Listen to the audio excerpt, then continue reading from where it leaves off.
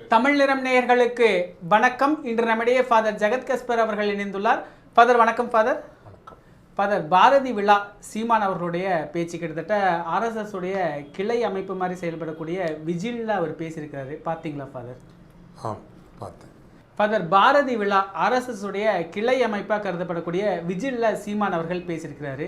அதில் அவர் என்ன சொல்கிறார் அப்படின்னா, எந்த பிராமண எதிர்ப்பை வச்சு நீங்கள் திமுக கோட்டையை கட்டுனீங்களோ அதே பிராமண கடப்பாறையை வச்சு நான் அந்த திமுகவுடைய திராவிட கோட்டையை அடித்து எறிவேன் அப்படின்னு அவர் பேசியிருக்கிறாரு. இதை எப்படி புரிஞ்சுக்கிறது ஃபாதர்?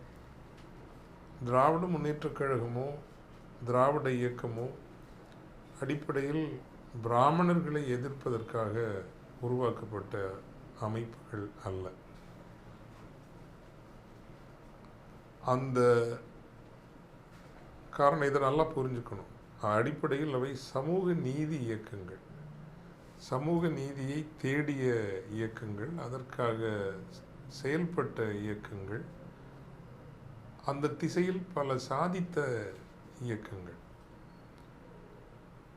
அதில் வைதீகம் என்பதும் வைதீகத்தினுடைய ஊற்று மூலமான ஒரு சனாதனம் என்பதும் அடிப்படையாக இருந்தமையாலும் அதை பற்றி பிடித்து கொண்டு இறுக்கமாகவும் இரக்கமில்லாமலும் சமூகத்தில் அதை நிலைநாட்டியவர்கள் குறிப்பாக புரோகிதர் வர்க்கமும் ஒரு பிராமணர்கள் சார்ந்த அறிவு கூட்டமாக இருந்ததனாலும் அது பிராமணர் எதிர்ப்பு இயக்கமாக, அதிலும் அவர்கள் ஆட்சி அதிகாரத்தில் அந்த படிநிலை வேறுபாடுகளை அடிப்படையாக கொண்டு ஒரு undue disproportionate representation and domination in power, இந்த பின்புலத்தில் தான் அது பிராமணர் எதிர்ப்பாக மாறியது.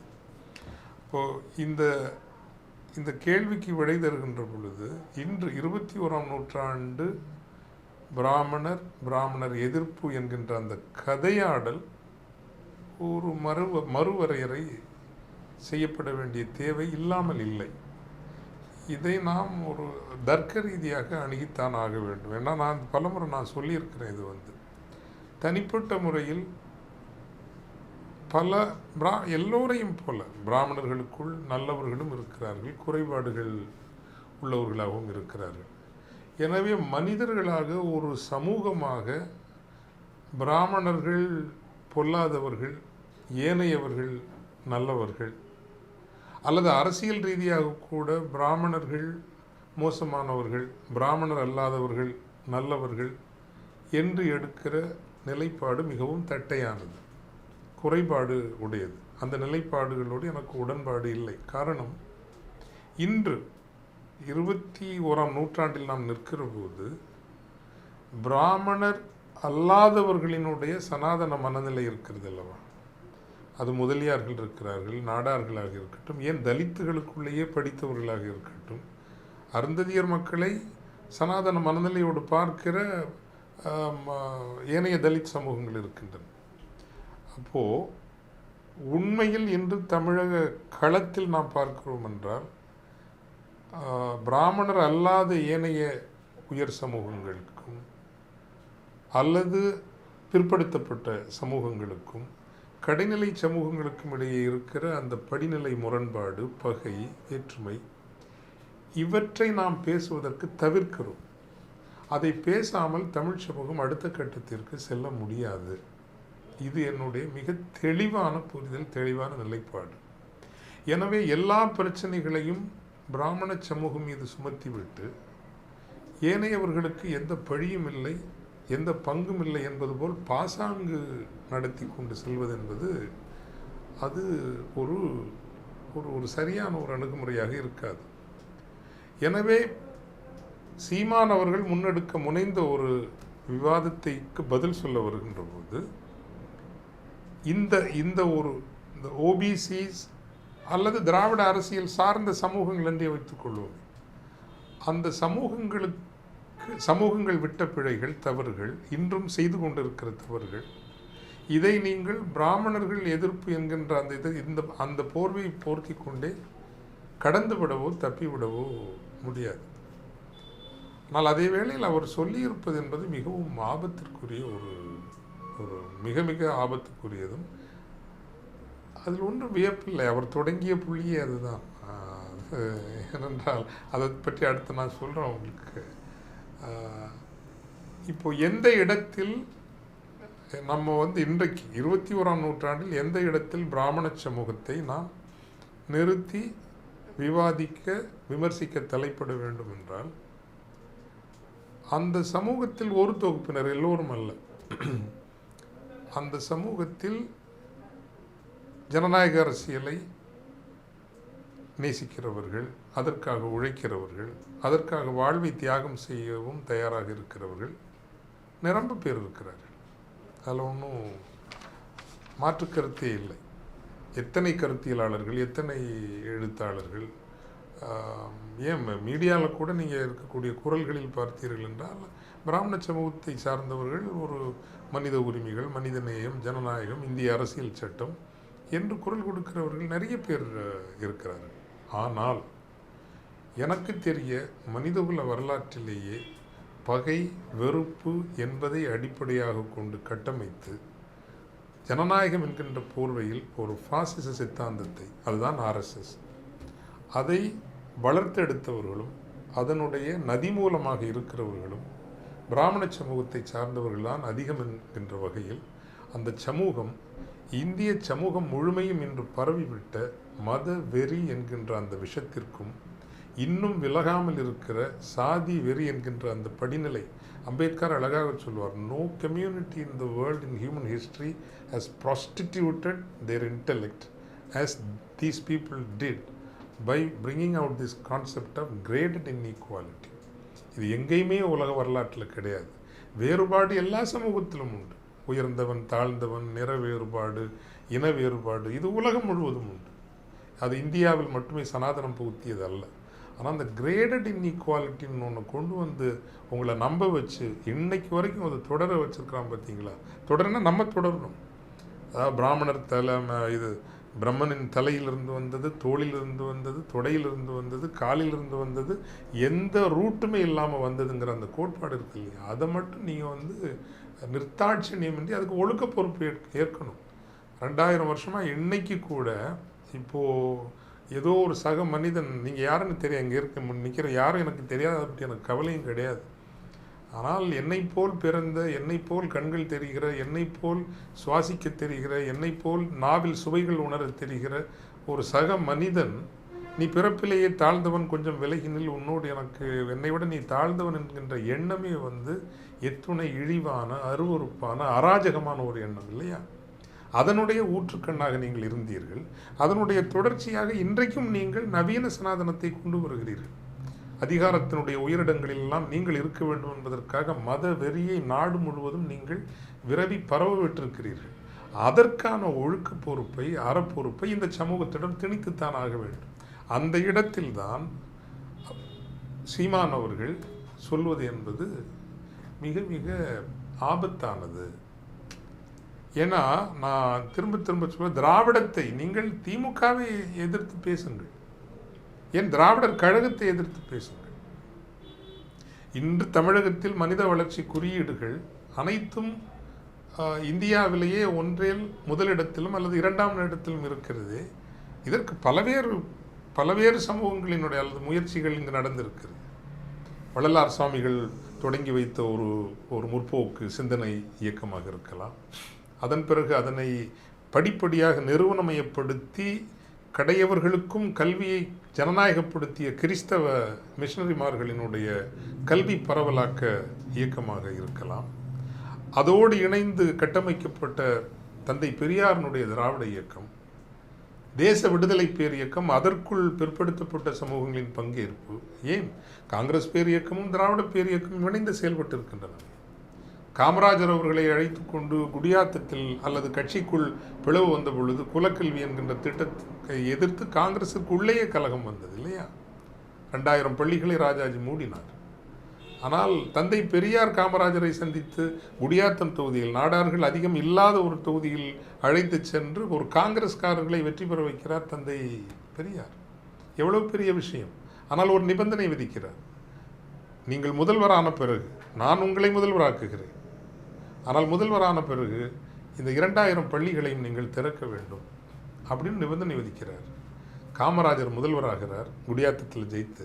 2000 பள்ளிகளை திறந்தது மட்டுமல்ல, 20,000 பள்ளிகளை புதிதாக கட்டுகிறார். ஆக திராவிட இயக்கம் என்பது ஏதோ வெறும் ஒரு திராவிடர் கழகம் அல்ல, ஒரு பெரிய சித்தாந்தம், கோட்பாடு. அது தேச விடுதலை இயக்கத்தோடு உரையாடி இருக்கிறது. காமராஜரை உயர்த்தி பீடத்திற்கு கொண்டு வந்து அமர்த்துவதற்கு காரணமாக அமர்ந்திருக்கிறது.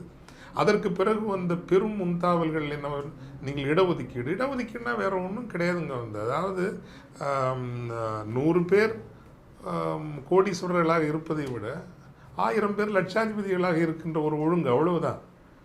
அது எவ்வளோ பெரிய ஒழுங்கு இல்லையா? அப்படிப்பட்ட ஒரு பெரிய மாற்றத்தை கொண்டு வந்த இயக்கம் திராவிட இயக்கம். இன்றைக்கி நீங்கள் ஜனநாயகப்படுத்தி நீங்கள் சட்டசபைக்கு போய் பாருங்கள், எத்தனை சமூகம், எல்லா சமூகம், ஓபிசிஸோட டாமினேஷன் இருக்குது. ஒரு சில ஓபிசி டாமினேஷன் இருந்தாலும் கூட எல்லா சமூகங்களுக்கும் ஏதோ ஒரு முகம் இருக்கிறது. விளிம்பு நிலை சமூகங்கள் இருக்கிறது, மிகவும் பிற்படுத்தப்பட்ட சமூகங்களுக்கு முகம் இருக்கிறது, பிற்படுத்தப்பட்ட சமூகங்களுக்கு இருக்கிறது. சாதித்தது தமிழகம் மட்டும்தானே. அப்போது இந்த திராவிட இயக்க சமூக நீதி கொள்கைகளை நீங்கள் தாங்கி பிடித்து கொண்டு இன்று இருக்கிற நீங்கள் சமகால போதாமைகளை நீங்கள் விமர்சியுங்கள். அப்போ நீங்கள் சொல்கிறது சரியாக இருக்கும்.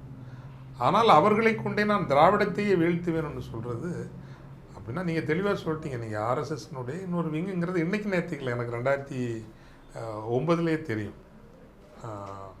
ஏன்னா இந்த இப்போ பலமண்ணா சொல்லியிருக்கிறோம், நாம் தமிழர் என்கின்ற ஒரு இயக்கம். நாங்கள் கட்சியாக அதை நினைக்கல. இயக்கம் தேவை என்ற கருத்தை எடுத்து முன்வைத்தது ஜெகத் கஸ்பார் என்கின்ற நான் தான். அது எப்போது எடுத்து முன்வைத்தேன் என்றால், ஈழ விடுதலை போராட்டத்தை திராவிட முன்னேற்றக் கழகம் காப்பாற்றாது என்கின்ற புரிதல் வந்த அந்த ஒரு நாள், அந்த நாட்களில் தான் இதே அலுவலகத்தில் தான் ஒன்று கூடி நாம் இந்த ஈழ அழிவை தடுத்து நிறுத்துவதற்கு ஏதேனும் செய்தாக வேண்டும் என்று. இன்று சட்டப்பேரவையில் இருக்கிற மருத்துவர் எழிலன் அவர்கள் அந்த கூட்டத்தில் உண்டு, சன் டிவியில் இருக்கிற குணசேகரன் அவர்கள் அந்த கூட்டத்தில் உண்டு. இப்படி பலர் எப்படியாவது இந்த ஈழ அழிவை தடுத்து நிறுத்த வேண்டும் என்கின்ற எண்ணத்தில் ஒன்று கூடி எடுக்கப்பட்ட முன்வைக்கப்பட்ட ஒரு யோசனை தான் நாம் தமிழர் என்கின்ற இயக்கம். அந்த முதல் 6 கூட்டங்களுக்கான அழைப்பாளராகவும் நான் தான் இருந்தேன். அப்போ சீமான் உள்ள வரல. சீமான் சார்பாக இருந்த ஒரு சிலர் வந்தார்கள். அவங்க தான் பின்னர் தெரிய வந்தது உளவுத்துறையால் அனுப்பப்பட்டவர்கள், சாதி சார்புகள் உடையவர்கள். அப்போது 2வது கூட்டம் குவாலிட்டியின் சபரியில்ங்கிற ஹோட்டலில் நடத்தணும். 3வது 4வது 5வது கூட்டம் இயக்குனர் மணிவண்ணன் அவர்களுடைய வீட்டில் நடத்தினோம். 6வது கூட்டத்திற்கு நாங்கள் ஒரு 2 லட்சம் பேரையாவது சென்னையில் அணி திரட்டி ஒரு பெரிய எழுச்சியை புதுடில்லிக்கு காட்ட வேண்டும் என்று களப்பணிகள் செய்து கொண்டிருந்த பொழுது நாங்கள் சொன்னோம், கூட்டத்தை நீங்கள் அங்கு உரையாடலை நடத்துங்கள் எப்படி என்று. களப்பணியில் நாங்கள் இருக்கிறோம் என்று. அந்த 6வது கூட்டத்தில் தான் இந்த சீமான் சார்புடைய ஒரு ஐபி தமிழக உளவுத்துறை இணைந்து செய்ததான். எதுக்காக, வேறு ஒன்றுக்காக அவங்க செய்யலை. ஈழம் அழிய போகிறது அவங்களுக்கு தெரியும். அப்படி அழிகிற போது ஒட்டுமொத்த எதிராலையும் வைகோ பின்னாடி திரண்டக்கூடாது, ஒரு ஆளுக்கு பின்னாடி திரண்டக்கூடாது, அதை கொஞ்சம் பிரிக்கணும். அதுக்காக உருவாக்கப்பட்ட ஆளுமை தான் இவர். இந்திய உளவுத்துறையால் உருவாக்கப்பட்ட ஒரு ஆளுமை. இல்லைன்னா இவ்வளோ சப்போர்ட் பண்ணி இன்றைக்கி புலிகளினுடைய சின்னங்களை எல்லாம் பயன்படுத்தி கொண்டு இங்கே அரசியல் நடத்தணுன்னா புதுடில்லியினுடைய ஆசீர்வாதம் இல்லாமல் இங்கே அப்படிலாம் ஒன்றும் பண்ண முடியாது. மணிக்கண் இது திரும்ப திரும்ப சொல்கிறதுக்காக. ஏன்னா இது அங்கே உள்ளே இருக்கிற தம்பிகளுக்கு இது காயப்படுத்தும். என்ன செய்கிறது, வரலாற்றினுடைய துரதிருஷ்டம். காலம் முழுவதும் தமிழர்கள் வீழ்ந்து கொண்டு தான் இருக்கிறார்கள். அந்த வகையில் இது ஒரு வீழ்ச்சியினுடைய காலம்தான். உணர்வாளர்கள்லாம் அங்கே தானே இருக்கிறாங்க இன்றைக்கி. ஸோ அப்படி நாங்கள் சுற்றிட்டு இருக்கிறப்போ அது 6வது கூட்டத்தில் சீமானுடைய ஆட்கள் மதுரையில் நடத்தணும்னு கொண்டு போகிறாங்கன்னா, மதுரையில் நடத்தி எப்படி நீங்கள் தேசிய கவனம் பெற முடியும்? ஈழ அழிவை எப்படி தடுத்து நிறுத்த முடியும்? எங்களுக்கு ஒன்றுமே புரியல. பட் டேக் ஓவர் பண்ணி மணிவண்ணன் சாரும் அது அவங்களுடைய ப்ரெஷருக்கு அப்போ ஈல் பண்ணிட்டாங்க. மதுரையில் நடத்தினாங்க. நானும் மதுரை கூட்டத்துக்கு போனேன், பேசினேன். அப்போ தான் தெரிஞ்சது அது ஒன்றும் ஈழ அழிவை தடுத்து நிறுத்துவதற்காக நடத்தப்பட்ட கூட்டம் அல்ல, சீமானினுடைய அரசியல் ஒரு ஒரு அறிமுகத்துக்காக நடத்தப்பட்ட கூட்டம் என்பது. நாங்கள் சொன்னது வள்ளலார் சுவாமிகள் எப்படி கைமாறு கருதாமல் இந்த நிலத்திற்காக வேலை செய்தாரோ, எப்படி தந்தை பெரியார் கைமாறு கருதாமல் ஒரு 30 ஆண்டுகள் வேலை செய்தாரோ, அப்படி ஒரு தமிழ் தேசியத்திற்காக வேலை செய்வோம், கைமாறு கருதாமல் வேலை செய்வோம். அதிலிருந்து புறப்பட்டு வருகிறவர்கள். இப்போ அண்ணா அப்படித்தானே வந்தார். பெரியார் இல்லாமல் அண்ணா வந்திருக்க முடியுமா? அல்லது அந்த திராவிட இயக்கத்தினுடைய மூத்த முன்னோடிகள் பெரும் தலைவர்கள் எல்லாம் வந்திருக்க முடியுமா? எல்லாம் பெரியாருடைய வேலையால் வந்தது தானே. அதே போல் நாம் செய்கிற களப்பணிகளாலும் வேலைகளாலும் அதிலிருந்து புதிய ஒரு தலைமுறை, அரசியல் தலைமுறை வரும். அவர்கள் தமிழர்களுக்கான அரசியலை கட்டமைப்பார்கள். அப்படின்னு தான் நாங்கள் அந்த ஒரு இயக்கமாக செயல்படுவோம். தேர்தல் அரசியலுக்கு செல்ல வேண்டாம். ஆனால் அந்த நேரத்திலேயே திராவிட இயக்கத்தை, அதாவது தந்தை பெரியாரை சுற்றித்தான் ஒரு ஒரு அரசியல் இங்கே கட்டமைக்கப்பட்டிருக்கு. அதை உடைக்கிறதுக்கு ஆர்எஸ்எஸ்ஸால் முடியலை. தமிழை வச்சு உடைக்க முடியுமான்னு பார்க்குறாங்க. அதற்காகத்தான் சீமான் உருவாக்கப்பட்டார், உற்சாகப்படுத்தப்பட்டார். அதை அவர் நல்லா ப்ளே பண்ணுறாரு, நல்லா ப்ளே பண்ணுறாரு, அழகாக ப்ளே பண்ணுறாரு. இது இன்னும் பல நிகழ்வுகளை சொல்லலாம். எப்படி எங்களை போன்றவர்களெல்லாம் அந்த களத்திலே. இதோட பெரிய வேடிக்கை என்னென்னா, இந்த மதுரை மாநாடெல்லாம் நடக்குது. ஒரு 4-5 மாதத்துக்கு அப்புறம் நாங்கள் ஒரு மேரத்தான் நடத்துகிறோம். அந்த மேரத்தானுக்கு ஸ்பான்சராக ஐடியாங்கிற ஒரு கம்பெனி இங்கே வருது. அப்போது இன்றைக்கி திமுகவினுடைய பேச்சாளர்கள் ஒருவராக இருக்கிற ராஜீவ்காந்தி அவர்கள்ட்ட தான் என்னை நாம் தமிழர்லேருந்து நீக்குவதாக கடிதம், அதாவது இந்த ஐடியாங்கிற நிறுவனம் ராஜபக்சேக்களோடு தொடர்புடையது, அவங்க உங்களுக்கு ஸ்பான்சர் பண்ணுறாங்கன்னா நீங்கள் ராஜபக்சேனுடைய கைக்கூலி அப்படின்னு, எனவே உங்களை நாம் தமிழர் அமைப்பிலிருந்து நீக்குகிறோம்னு கடிதத்தை கொண்டு வந்தது இதே ராஜீவ்காந்தி. ஆனால் நான் தனியாக ஒரு புக் எழுத போகிறேன், இந்த நாம் தமிழர் கட்சி எப்படி தொடங்கப்பட்டது.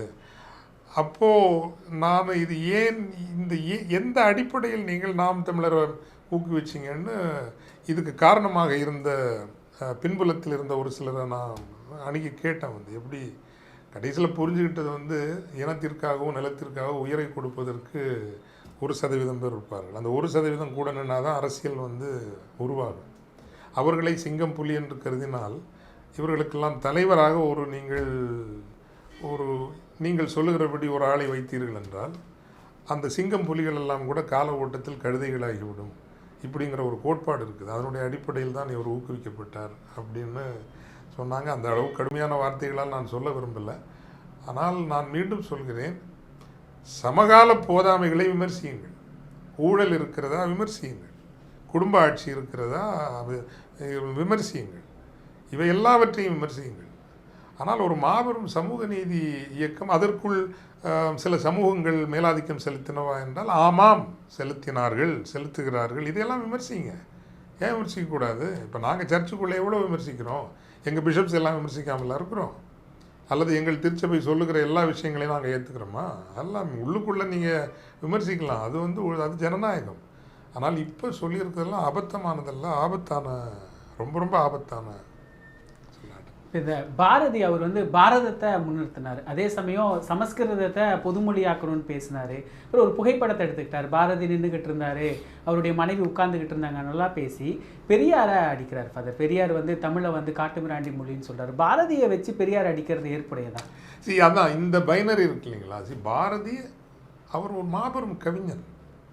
அவன் தமிழை இன்னொரு உயரங்களுக்கு கொண்டு சென்றவன்.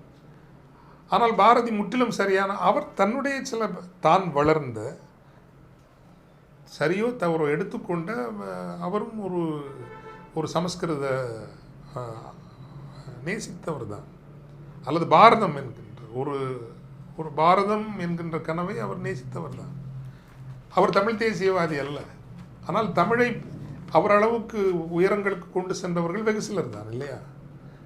ஸோ எப்படி நீங்கள் பாரதியை நிராகரிக்க முடியும்? பாரதியை நிராகரிக்க முடியாது. தமிழர் வரலாற்றில், தமிழ் இலக்கிய வரலாற்றில் ஒரு மாபெரும் ஆளுமை பாரதி. பாரதியிடம் சனாதன சிந்தனைகள் இருந்தனவா என்றால் இருந்தன. அதிலிருந்து விடுபட்டவன் அல்ல. இப்போ என்னையே நீங்கள் இப்போ பார்த்தீங்கன்னா, எனக்கு நீங்கள் ஒரு 60 மார்க்கு ஒரு பக்கத்துலேருந்து கொடுக்க முடியும், இன்னொரு பக்கத்துலேருந்து ஒருவேளை 70 மார்க் கொடுக்க முடியும், இன்னொரு பக்கத்தில் 30 மார்க்கு தான் நீங்கள் கொடுக்க முடியுமா இருக்கும். நான் 100% நீங்கள் எதிர்பார்க்கிற 100% உங்களிடமிருந்து மதிப்பெண் வாங்குகிறவனாக இருக்க வேண்டும் என்கின்ற அவசியமும் இல்லை. ஆனால் பாரதிக்குரிய இடத்தை நீங்கள் கொடுக்காமல் இருக்கக்கூடாது. அதே போல் தந்தை பெரியாரிடம் குறைபாடுகள் இல்லாமல் இருந்ததா என்றால் இல்லை, அவரிடமும் குறைபாடுகள் இருந்தது. அவர் விமர்சனங்களுக்கு அப்பாற்பட்டவரா என்றால் இல்லை, விமர்சனத்திற்கு உட்பட்டவர் தான்.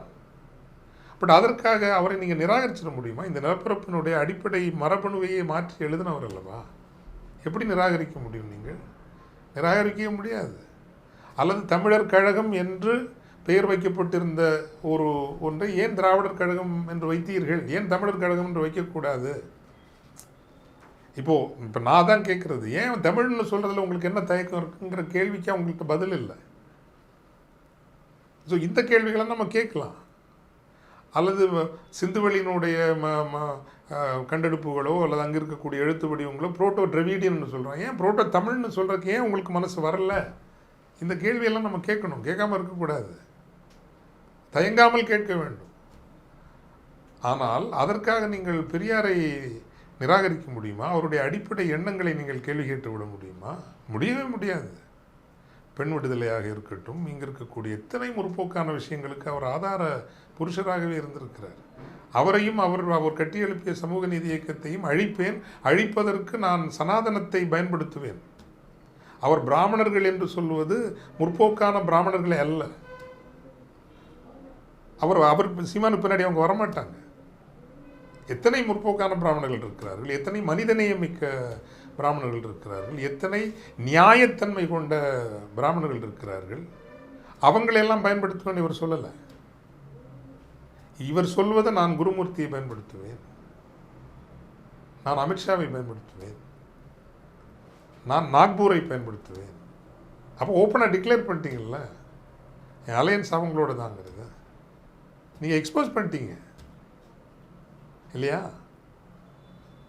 ஸோ அதனால் இது ரொம்ப ஆபத்தான ரொம்ப ஆபத்தான ஒரு நிலைப்பாடு, ரொம்ப ஆபத்தான நிலைப்பாடு. கிட்டத்தட்ட அவருடைய போக்கே நாம் தமிழ் தேசியம்தான். ஆனால் அவர் என்ன சொல்லுவார்னா, திராவிடம் தெலுங்கர்கள் உள்ளே வந்துடக்கூடாதுன்னு சொல்லுவார். ஆனால் குஜராத்திகள் இங்கே நீங்கள் முன்னாடியே சொல்கிற மாதிரி அவர்களுடைய இதை பற்றி அவர் எதிர்த்து பேசலை. கிட்டத்தட்ட இந்த திராவிடம் சார்ந்த இந்த எதிர்ப்பு இதை ஆர்எஸ்எஸோட கைகோட்டு ஈழத்தமிழர் பிரச்சனைகள் கூட அவர் கைவிட்டுட்டாருன்னு தான் தோணுது. பதவி என்ன கிழிச்சாங்க 15 வருஷமா அந்த ஈழத்தமிழர்களுக்கு? 100 பேருடைய வாழ்க்கையை மாற்றினாங்களா இவங்க? என்ன கிழிச்சாங்க? ஒரு மண்ணாங்கட்டியும் கிழிக்கல. குறைஞ்சபட்சம் இதை திராவிட கட்சிகளிடமாக விட்டு வைத்திருந்தால் ஒரு அரசியல் தீர்வை பற்றியாவது பேசி கொண்டிருந்திருப்பார்கள். 15 ஆண்டுகள் ஆயிட்டு ஒரு குறைந்தபட்ச அரசியல் தீர்வு கூட அந்த மக்களுக்கு பேசப்படவில்லை. கொடுக்கப்பட்டதை விடுங்கள், பேசப்படவில்லை.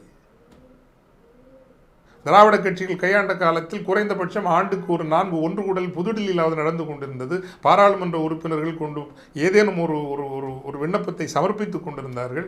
ஒரு அரசியல் தீர்வை கொடுங்கள். அதுதான் புரிதலாகவும் இருந்திருக்கக்கூடும். எந்த உலக சக்திகளும் ஒரு இன அழித்தலுக்கு ஒத்துக்கொள்ளுகிற பொழுது, பிராந்திய அரசியல் தான், புதுடில்லி அரசியல் தான் ஈழத்தை அழித்தது. அதற்கு அமெரிக்கா உள்ளிட்ட ஐரோப்பிய உலகம் ஒத்துக்கொண்டது, துணை நின்றது. அப்படி ஒத்துக்கொள்கிற போது ஆக குறைந்த ஒரு அரசியல் தீர்வை கொடுக்க வேண்டும். ஏன்னா ஹமாஸுக்கு ஏதோ ஒன்று முன்வைக்கிறாங்கல்ல, ஏதோ ஒரு தீர்வை முன்வைக்கிறாங்க. அப்படித்தான் சண்டை நிறுத்தம் வருகிறது. அல்லது ரஷ்யா உக்ரைனில் உக்ரைனுக்கு பலவீனமாக இருந்தாலும் கூட ஒரு தீர்வு முன்வைக்கப்படுகிறது இல்லை, ஒரு தீர்வு திட்டத்தை பற்றிய பேச்சு கூட இல்லை. இவ்வளோதான் உங்களோட வீர ஆவேசம். உங்கள் மேடை பேச்சுங்கிறது இன்றைக்கி உங்கள் தேர்தல் அரசியலுக்கும் அதை வச்சு ஒரு பொழப்பு நடத்துறதுக்கும், மன்னிக்கணும், தேர்தல் அரசியலின் தமிழ் தேசியம் பேசுகிறவர்கள் தேர்தலில் வெல்ல வேண்டாமா? வெல்ல வேண்டும். அதற்கு களம் தயார் செய்யப்பட வேண்டும். 25 வருஷம் நீ கைமாறு வேண்டா கடப்பாள், எந்த எதிர்பார்ப்பும் இல்லாத உழைப்பு இருந்தால் மட்டும்தான் அதை உருவாக்க முடியும். ஆர்எஸ்எஸ் 100 வருஷம் வேலை செய்தாங்கல்ல, எத்தனை பேர் வாழ்க்கையை இழந்து வேலை செய்தாங்க. Hats off to them. அவர்கள் கொள்கையோடு தான் நமக்கு உடன்பாடு இல்லையே தவிர அவர்களுடைய அர்ப்பணம் மீது நமக்கு உடன்பாடு உண்டு. அந்த அர்ப்பணத்தோடு நீங்களும் ஒரு 50 ஆண்டுகள், ஏன் 30 ஆண்டுகள் உழைத்திருந்தால் தமிழகத்தில் தமிழ் தேசிய அரசியல் பிறந்திருக்கும்.